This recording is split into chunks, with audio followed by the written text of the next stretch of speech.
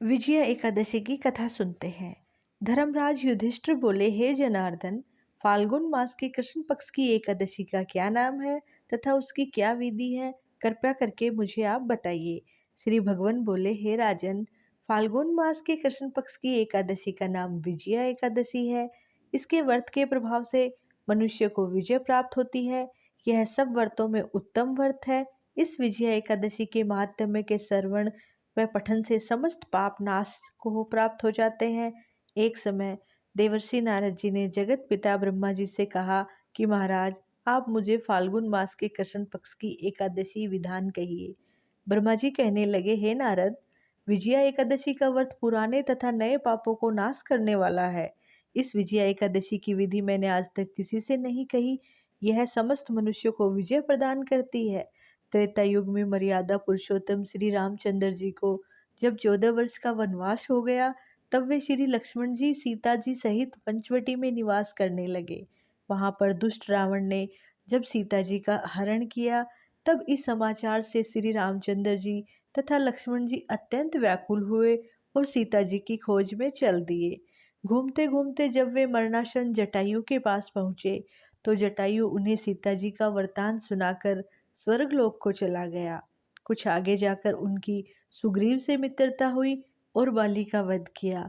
हनुमान जी ने लंका में जाकर सीता जी का पता लगाया और उनसे श्री रामचंद्र जी और सुग्रीव की मित्रता का वर्णन किया। वहां से लौटकर हनुमान जी ने भगवान राम के पास आकर सब समाचार कहे। श्री रामचंद्र जी ने वानर सेना सहित सुग्रीव की संपत्ति से लंका को प्रस्थान किया। जब श्री रामचंद्र जी समुद्र से किनारे पहुंचे, तब उन्होंने मगरमच्छ आदि से युक्त उस अगाध समुद्र को देखकर लक्ष्मण जी से कहा कि इस समुद्र को हम किस प्रकार पार करेंगे। श्री लक्ष्मण ने कहा, हे पुराण पुरुषोत्तम, आप आदि पुरुष हैं, सब कुछ जानते हैं। यहाँ से आधा योजन दूर पर कुमारी द्वीप में वक्दालभ्य नाम के मुनि रहते हैं। उन्होंने अनेक ब्रह्मा देखे हैं। आप उनसे जाकर इसका उपाय पूछिए। लक्ष्मण जी के इस प्रकार के वचन सुनकर श्री रामचंद्र जी वक्दालभ्य ऋषि के पास गए और उनको प्रणाम करके बैठ गए। मुनि ने भी उनको मनुष्य रूप धारण किए हुए पुराण पुरुषोत्तम समझकर उनसे पूछा कि हे राम, आपका कैसे आना हुआ?